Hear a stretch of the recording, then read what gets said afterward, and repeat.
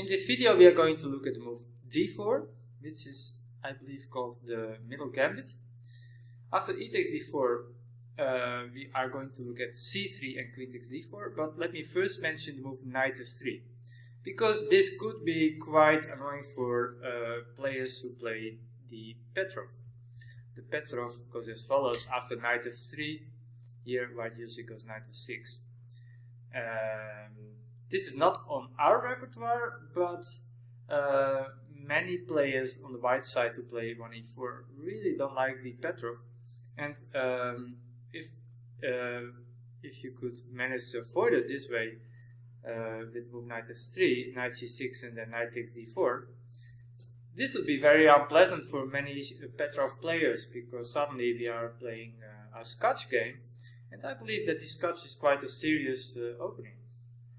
I believe that black has a better move than knight c6 here. It's bishop b4 check, after which white is forced to play c3, more or less forced, and now black can take this pawn and play knight c6, and black is a pawn up. White does have smooth development. I would say that white doesn't have enough compensation for a pawn, so this is what I would definitely play myself, and especially if I play the Petrov, then this is probably necessary to play bishop b4 check. Now let's have a look at the other moves. Let's start with the move c3. There are quite many ways that black can deal with it. First of all, I always believe that the most classical way of dealing with the move c3 is d5. However, there's also d takes c3, when now white could even try to gambit more pawns with bishop c4, and after c takes b2, bishop takes b2, white has these really aggressive bishops pointing at our king side. However, I believe that black can equalize by going d5, and actually this leads to a rather sharp queenless middle game. After bishop takes d5, knight f6. This looks like a blunder, but it isn't, because after bishop takes f7, it looks like we are losing the queen. However, this queen on d8 is quickly regained, because there's bishop b4 check, and since we are attacking the queen, white has nothing better than queen d2, and then we get to this position, which is, like I mentioned already, it's quite sharp because of the pawn structure. White has this 4 against 2 majority on the king side, whereas black has the majority on the queen side, and there's opposite color bishops. But this position is supposed to be equal. The most safe approach, I think, is still d5, and then after e takes d5, queen d5, c takes d4, there's knight c6, knight f3, and this has been played in many games. Bishop b4 check, knight c3, bishop g4, and now after bishop e2, the one thing that black needs to know is that black should take here and now play queen c4. This is a really good move. It's keeping the white king in the center, so white now actually has to force the exchange of queens by either going queen e2 or bishop takes c6 first, or queen b3. This is the normal way of playing it, and this leads to a rather equalist position, which I believe, if I have to choose, I would definitely take black here. But this is not the most ambitious way for black to play. There's also the move queen e7, and I really like this approach. Now, if white takes with the queen on d4, then I think black gets a very good initiative after knight f6, attacking the pawn on e4. And black is very quick with knight c6 and d5 to attack this pawn on e4, which looks rather weak. Knight f3, I think we can just take this pawn, and after bishop e2, the move d3 is forcing the queens off when black remains up a pawn. So that's also not really something that white should consider. The move bishop d3, I don't believe in that move either. We can just go d5, that's a c d4, d4, bishop c2, f5. I think there is no compensation for white, and yeah, actually, yeah, black is just much better here. So yeah, after queen e7, the best is c takes d4, and then we can take on e4, bishop e3, and now what I like the best is to go bishop b4 check, and after knight c3, the main line is the move knight f6. However, I suggest to go knight e7. It looks a little bit more flexible. Could actually also transpose, because from knight f6 the knight often goes to d5, but also from e7 the knight often is coming to d5 or f5, and I like this extra option. So some of the possible lines are, if knight e2 for example, we go knight d5, and then bishop d2, we can take on c3, bc3, bishop e7, and I don't think white is in any position to threaten black here. It's just black is going to castle and play d5 really well, so there's no compensation for the pawn here. If bishop e2, yeah, that's a bit more tricky, of course. It invites black to take another pawn. I think it's also the best to take this pawn, and after bishop f3. Now, I analyze this position a bit. This looks a bit weird, this bishop takes c3 check, just to give up this bishop without this bishop being threatened, but it's just the first move by the engine. And after bc3 we can go queen g6, knight e2, queen a6. Yeah, rook g1, g6, black is really a lot better here. Now g6 does weaken the dark squares, but it is black is 2 pawns up, and actually black is not going to castle to the king side at all. Black is going to try to castle to the queen side, and then black is not at all bothered by this move g6. So knight f3 I think is the main move, and now black can go knight f5, knight f5, queen d2, and after queen e7, bishop d3, knight takes e3, f e3. Here black can just go d5, and yeah, I analyzed now castling queen side, but then the knight comes to f6 via d7, rook h1, knight f6, e4, and now bishop e6, just in time.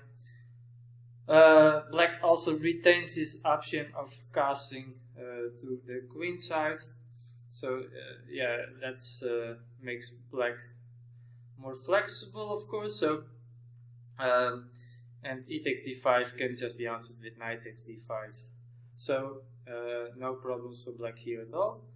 If white castles to the king side, again knight d7, rook e1, knight f6, b4, leads to some exchanges, but we can just go bishop e6 here, because if white goes d5, then there is a move castling queen side, and we are not losing any material. Castling queen side is there. So queen e3 is the main move, c6 stopping d5. Actually d5 would also run into a move like bishop c5. Bishop g5, knight g5 is the best, and now actually white can restore the material balance with this move, a little tactic. Rook a f8, threatening mate on f1. So this is the final position of this line, and yeah, the position is about equal. If I have to choose, I would definitely prefer to have the bishop here over the knight. So, but according to the engines, the position is equal.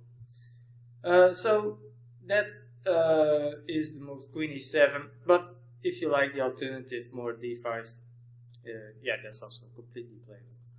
Now queen takes d4. yeah, this is not often seen. It looks wrong to develop the queen so early, and we are going to attack it straight away with knight c6, queen e3, knight f6, knight c3, and now bishop b4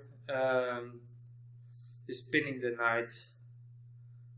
And in this line, white is usually opting for castling to the queen side. So first white plays bishop d2, castle, castling queen side, and rook e8. And all these moves are more or less forced. And maybe here white then has a choice to make. So queen c3 is played in the overwhelming the amount of cases here in this position, but we can also have a look at bishop c4. This move is not completely bad, but yeah, it's definitely not a serious try for an advantage, I believe. Yeah, it looks like a normal developing move. I analyzed a bit d6, and already here white can very quickly go wrong. I think that knight f3 is necessary here. If white goes f3, and that looks very solid, pawn e4 is now very well protected, but after, let's say, knight e5, bishop b3, then there's a move like a5, and I think that this bishop on b3 is very poorly placed. It's going to be an easy target for our a pawn, and black is very quick with generating an attack against the white king. It looks like black will be faster here.